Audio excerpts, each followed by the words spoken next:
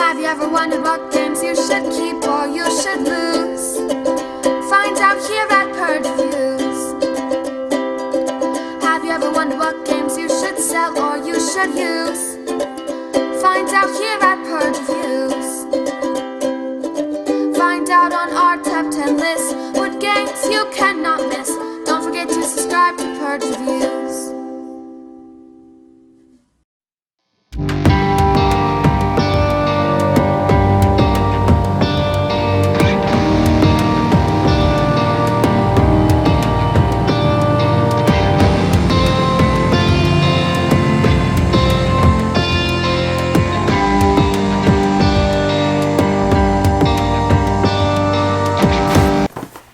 Deadwood. Now, I love the TV show Deadwood. I love the Old West. This theme is right up my alley. Now, you know, this is a game that plays 2 to 5, 30 to 60 minutes, so you expect a certain lightness to the game. And I think this game brings that lightness to the table. It's a fairly short game. Our game went really fast. Once you know the buildings, and this buildings, they repeat sometimes, but knowing those buildings is going to be a big part of the game. Now, we played the first game where we described the buildings when they came out. We explained all the buildings that started on the game board, and as they came out, we explained them. Maybe you would strategize. I'm not sure it's a game you strategize too much in, but you knew there's bullet tokens, and eventually a building was going to come out to bring you bullet tokens. And there's pony tokens, and you knew eventually there was going to be a building that came out that gave you pony tokens. For the most part, you can kind of figure out by the components what was going to happen here. What about the game? I found Deadwood to be a very fun, luck-based worker placement game. So, there is luck. You're going to roll a dice to fight, and you can win on a roll of a 6. So if you were having to roll a 6, you can win. So it's kind of like that far out, reach for the moon type thing that you can do. Luck of the draw. Cool. That's frustrating in a 2-3 hour game, but something this light, it was fine. I didn't love it, but it was fine. If you had more dice, you got to roll first, which is a good advantage. That was enough of an advantage. There is a way you can just get this game over with. So somebody could end the game prematurely just because they want the game over with, rather than it coming to its natural conclusion. That's good because it keeps the game short. If somebody's out of it, they can just end it. That's something you have to strategize for and plan for. But it can leave you without a feeling of, I finished this game. But that is the game. So go into it with that mindset. I liked the building of the railroads, how you had some direction in the way it went and destroyed a building and activated everything around it. It's very powerful, especially the last one. But you have some control of where it's going, so you need to be prepared for that when you put it out. And that's something, because it was so light and quick, that we didn't strategize for perhaps as well as we should have. I do like how if you do certain things that are very powerful, you get those wanted posters, which give you a lot of negative points, but it also takes actions to take them away. So would you be better off doing this 5 times or spending all these actions? And that's just it, right? We did have some runaway leader problems, but it's okay because it's not that type of game. And you do feel like there's a way to attack each other sometimes, so you can kind of... But I'm not sure if somebody's got 30 points and you got 2, that there's a lot of ways to come back, because they're going to be pushing the end of the game, and it's rather quick how that happens. Overall, I like this game. I don't know who... those people that might take it a little too seriously. It's not that type of game. You want this to be a lighter game, and you want this to... You want this to stay in a certain area. Okay, we're going to have luck, we're going to have randomness, and we're going to have some fun. Let it go a little bit. I think that you'll enjoy this game a little bit better. Now, are the buildings all equal? No. But that's the point of the game. The point of the game is that we're going to fight for this real estate because it's so important, or do I just take less points? Because you're not activating it again, probably, unless somebody takes you out. So there's a little bit of that. You can hedge your bets a little bit. Otherwise, I enjoyed Deadwood. I think I enjoyed it the most at the table. I think a couple people didn't really like it that much, and a couple of us did. And I think it will be a divided game like that. I think that if you can't see the luck you can mitigate or just go with the flow, you're not really going to enjoy it. For me, this is going to be the keeper. I'm going to keep this around for a light game if I want something in for 30 minutes and I want it just to be kind of fun. Then again, I really liked its theme. If this had a space theme, I don't know if I would like it as much. The theme really appeals to me. But for me, it's going to be a keeper. I liked it. Deadwood. While not a great game, maybe even a meh or a good game, it fits a place in my collection, and that will be a keeper for me. Try this one out, guys.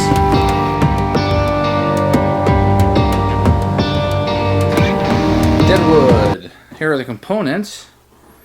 Very beautiful box art here. Very striking. I can see why this made it into Target. I mean, this is a very appealing box art. You have the rule book for Deadwood, which comes with a lot of pictures, an explanation of the buildings and the little powers and how things work. Surprised the one went to mass market because the rulebook's a little hefty, but for gamers it's not going to be a problem. You're going to get a nice cardboard board. You're going to have where the track might be laid out. You have the city of Deadwood, where it begins up there. You're going to have the graveyard and the abandoned mine over here. So, very appealing board to me. I like it. It's going to be set up nicely.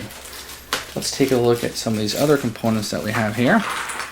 We got some railroad track, nice cardboard that will be laid down. We have some bullets that can be used for battles, and the dreaded sheriff who keeps us from doing all the fun criminal activity that we want to do. Very nice. You also have some Pony Express tiles, very nice. The majority of the components, though, are going to be these tiles, these building tiles. This is really what the game is going to be made up of. And these have somewhat useful icons once you figure out what they do. The artwork is very appealing to me. I liked it quite a bit. It's just a matter of figuring out what all these do. You're going to be referring to the rule book quite a bit. I wish that it had player aids. It doesn't. For money, we are going to get these little cardboard dollar bills, which are nice. I have no problem with these. They accomplish the job. They don't stick, so very good. You have a number of those. Then each player is going to have tiles in their color that they will use as workers, because what we have here is a worker placement game. So let's take a look at some of these. They will have, each person has a different posse, if you will.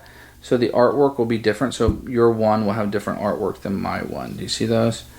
And there's ones, there's twos, and there's threes. And you'll be using these differently, and they cost different amounts to buy them. But everybody will have a number of those. In addition, we're going to have some nice wooden dice that roll very well. These are a little smaller dice. Roll very well. Very happy, very thematic that they're wooden. And these might be my favorite component in the game, which are these little miniature wanted posters that you'll be getting during the game. Dead or alive, doesn't matter. Warrant was here. So these are really cool, and they look really neat. So I like those quite a bit. And you get a number of extra ones of those that you'll be using during the game. Those components, a lot of thick cardboard, very, very well produced. Very nice. The artwork is very appealing. I can understand greatly why this game went mass market. Hopefully it did pretty well. The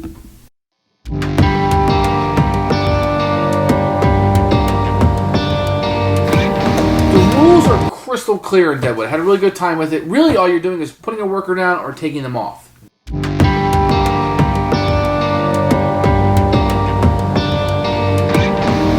Okay, so when the game is set up, you're going to have the three buildings always at the top. You're going to have the town hall, sheriff's office, and the church. And you'll put the sheriff right there. He will protect those. So basically, if you go to a sheriff's office, you can't fight. I mean, if you're where the sheriff's at, you can't fight. That's the only thing he really does. Too much, and whoever owns the sheriff's office gets $1. They go somewhere the sheriff's at. So all the buildings are going to do a little bit different. I'm not going to concentrate on those right now. This is how the game will be set up. So you're going to have these three at the top. The saloon will be out, and you'll have some mixture of the number one. So each of these tiles, buildings on the back, will be in a pile of 1, 2, or 3. So there'll be some ones that'll be out. Now, what you're doing in the game is fairly simple. So let's say I'm yellow, and I start with some of my workers. I can place a worker on the board and activate that building. So If I go here, Town Hall, I lose a wanted poster. These are worth negative points astronomically at the end of the game. So you want to get rid of those. And I can build this, a railroad. And you can't see it. And I can build a railroad out on the board. And if a railroad ever comes over a building, because you need to build it there, you demolish the building, and every building adjacent to it will then activate for free. Normally, a building will only activate when you put a worker on it. Now, let's say Red wants to go here. He also wants to take that action. Well, that's fine. So he wants to go here. Fine and dandy. So what you do is you would add up the power. So they're both 3s. Everybody can put 1 bullet chip in if they have one. So I'd make it. Let's say yellow put 1 bullet chip in. So now they have a 4 and it says a 3. So then what they would do, because 4 minus 3 is 1, they have 1 die. And they can go ahead and roll that. 1 is a miss. If they hit a 6, the person automatically dies. Otherwise, you hit on 4 or 5, and you can do a damage to that person. 2 damage kills them. So then what you would do is, so I didn't damage him the first time, each of you then would roll 1 die until all the die are rolled simultaneously, taking damage simultaneously. If the attacker wins, he gets to take the property and activate it. If he doesn't, he basically doesn't activate that turn. If you attack somebody, you do get a warrant poster. Otherwise, all you're doing on your turn is you're placing somebody out and activating it. Or you can take as many of your people back as you want. You may not want to take them all because some of the buildings, few of them, give you victory points if you hold it or etc. or you want to block somebody or something. But otherwise, on your turn, you can place a guy and activate it or bring as many of your people back that you want. If they happen to die, they go down here into the cemetery and you will never see them again. Now, you can do a whole bunch of different things in this game depending on what the buildings do. Some of the buildings give you money, which is what you're going to need to win the game. Money is victory points. Some will let you buy more posse members. Some of them will give you discounts on buying. Some of them give you more bullets. Some of you give you these Pony Express, which allows you to run away from a fight. You need one of these to run away from a fight. Some of them will let you gamble, go to the courthouse, all kinds of things you can do. See, the buildings are coming out with the fortune teller. So the game is really going to be about activating the buildings and what they do. So let me take a look at something like here. So Stagecoach, it gives you $2, and then you can go do another action and get $10. So the bank, you can rob the bank, you get $5, but you also get a wanted poster. So some of these can be pretty powerful. So the hotel gets more powerful as the game goes on. $2, but you also get $2 for every rail. As long as you hold this position, you get $2 whenever a rail is built, and then $4 at the end of the game if you hold this position. The church, which nobody can ever fight, the church is the one place everybody can go to and get sanctuary. You lose a warrant poster. Now there is another building that works with the church, and it can make you lose more of those. So the game is super simple. You go to a place and activate. The only thing that's a little bit troublesome is that there isn't player aid, so learning what all the buildings do. What we did the first time we played was when a building came out, we just announced what it did. So some people have to play a game and know what every building does before they play. Well, good luck studying this one. So this is Deadwood. It's really just worker placement. Very simple. Placing a worker out or bringing yours back. So people will be on different cycles where you want to kind of get off the cycle of somebody else, where you're pulling back while they're placing, and while they're placing, you're pulling back, and you're placing while they're pulling back. I think I said that. As much as possible to maximize what available you have, because the buildings are not all equal, and they're not all equal to what strategy you are trying to do.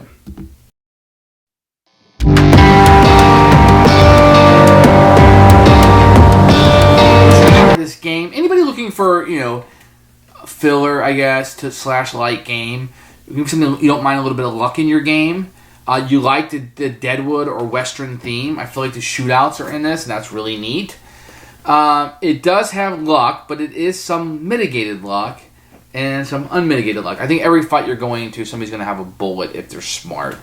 So you're going to have that extra die. If you could play all the bullets you wanted, I think it might change the game, but I think it'd be more and more gambling. Do I spend 3 here and leave myself exposed? So that might be a variant I'd like to play with sometime. You spend as many, because usually you can do 1 bullet in a fight. But for the most part, the luck is pretty mitigated. The shootouts are just a roll of a single die sometimes, and it is what it is. Otherwise, I think it's pretty well put together. The buildings are fun. It's not something I would necessarily pull out every time or all the time, but if you play this sporadically enough, I think you're going to have something here. So if this doesn't appeal to you, or doesn't seem like you appeal to it, check this one out and play it. I liked it a lot more than I thought I was going to. So for me, it's going to be a keeper. It's a meh to a good game, but it fits a part of my collection, and it may fit something for you in that kind of filler/light category. So keeper.